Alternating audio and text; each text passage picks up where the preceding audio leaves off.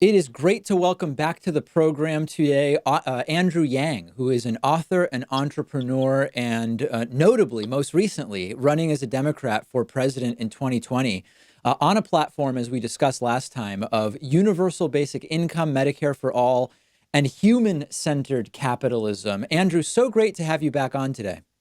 Thanks for having me. It's a pleasure to be here. So you're joining us from Iowa today, an important state in the presidential primaries on both the Republican and Democratic side. We've seen since the last time we spoke to you, the field get significantly more crowded on the Democratic side, with candidates of sort of varying political ideologies within a relatively narrow spectrum. What do you see as the primary way in which you're different than all of those other candidates right now? You know, um, I think anyone who takes any time to look at our platform sees that we are quite different from other candidates. The main thing, and as you suggested, one of the first pillars of our campaign is the Freedom Dividend, a universal basic income of $1,000 per month, which would make an enormous difference in the lives of tens of millions of Americans. Right now, 57% of Americans can't afford an unexpected $500 bill, and putting $1,000 a month into their hands would be a game changer. I think that's the biggest difference between our campaign and many of the other politicians is that we want to empower people. We trust people, whereas even some of the other more progressive candidates on the Democratic side still want to try and put money into institutions and hope it gets to people. So I already know the answer to this because we spoke to you some months ago. But for people who say, okay, $1,000 a month, universal basic income, freedom dividend, as you like to call it, where does that money come from? Yeah, so the big trap we're in right now is that the winners from all this new technological innovation, like artificial intelligence and autonomous cars and trucks and robotics, are going to be the biggest tech companies, your Amazon, Google, Facebook, Uber. And right now, those companies are excellent at not paying a lot of taxes. So what we need to do is we need to put ourselves in position to benefit from all the new innovation happening around the country and install a value added tax, which would help give the American public a slice of every Amazon transaction, of every Google search, and it would put us in position to be able to pay for this freedom dividend of $1,000 per month. The comparison I make is that right now Alaska has a petroleum dividend of $1,000 to $2,000 per Alaskan per year, funded by oil money. And technology is the oil of the 21st century. So we can make what's happening right now in Alaska possible for all Americans. So I love this idea. I've been talking about UBI for years on this program, have had probably close to 10 experts with different ideas about how you put this together. So the policy idea I love. I went on I Side With and answered questions about my politics. And the website said, David, you most closely match Andrew Yang. That is who Wow, you that's should vote great. for. But the question is, to put some context behind it, I interviewed Richard Ojeda a couple months ago. He recently announced that even though he believes he is still a great person to be president, that he's just not, as a result of not having the same name recognition and resources, he's not getting the screen time he needs to really make a dent in this primary. And he says, I don't want people to keep donating to me if I really don't have a shot here. So Yeah. Yeah, should I I spoke to should I Richard. be behind you?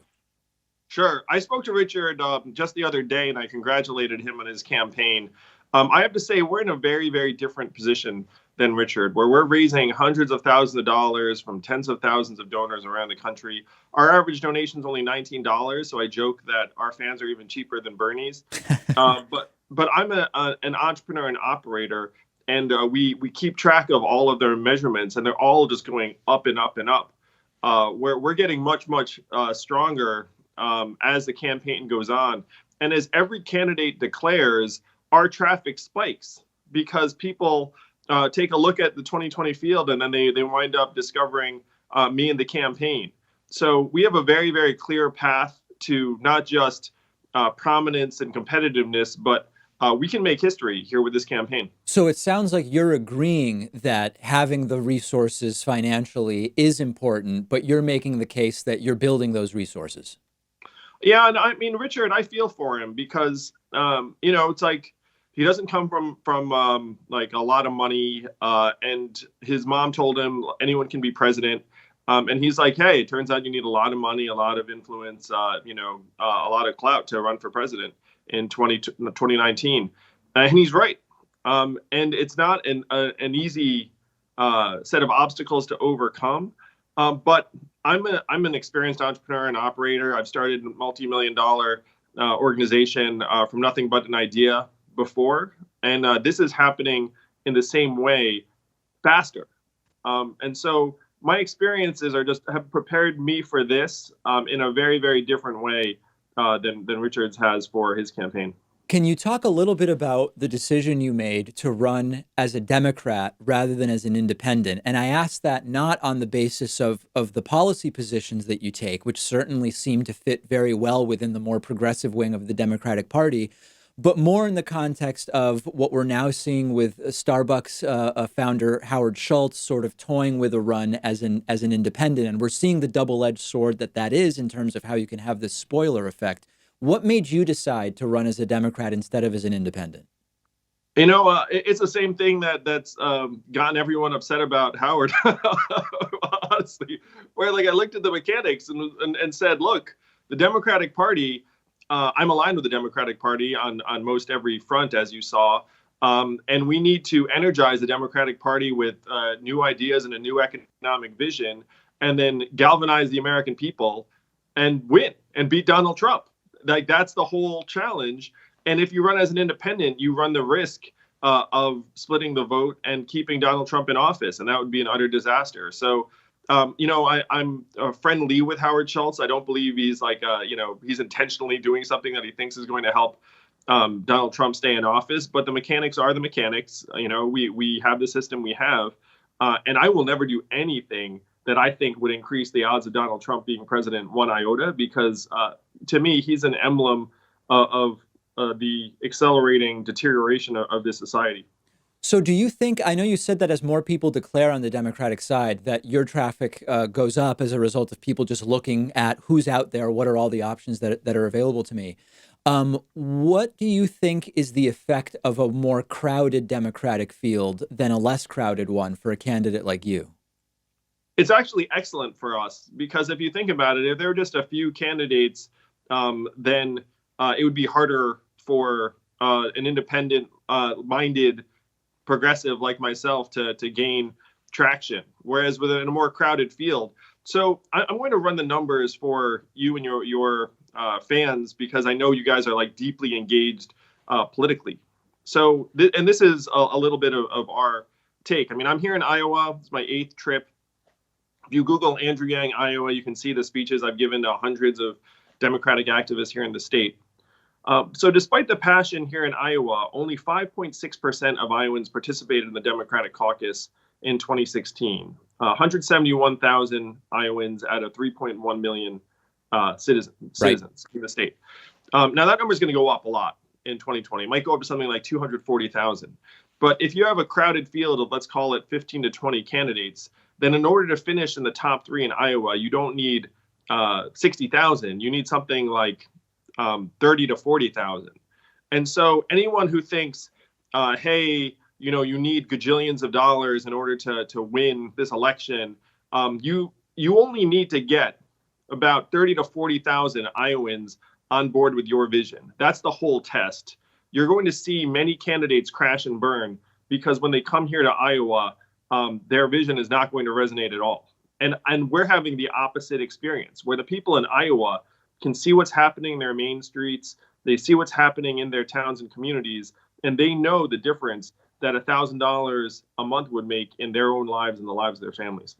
What's the approach for getting into debates? And I know that this is early still, and we're not at that point yet, but there's a lot of discussion around all of these different systems that could be put in place to ensure that you don't have a debate with 20 people, but at the same time, you're not sort of preemptively disqualifying people who are not as well-known or maybe have a history in politics like you.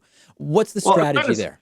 I've got to say, David, everything is being laid out perfectly for this campaign to make the debate stage, because Tom Perez and the DNC have already declared that they're going to be as inclusive as possible. They might even break the debates into 2 nights to accommodate a larger field, and they do not want to exclude someone.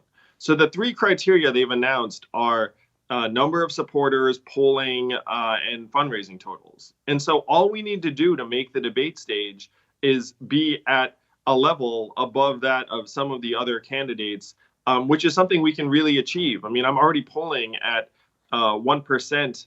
Here in Iowa, I'm tied with Kirsten Gillibrand, and we all know Kirsten Gillibrand is going to make the debate.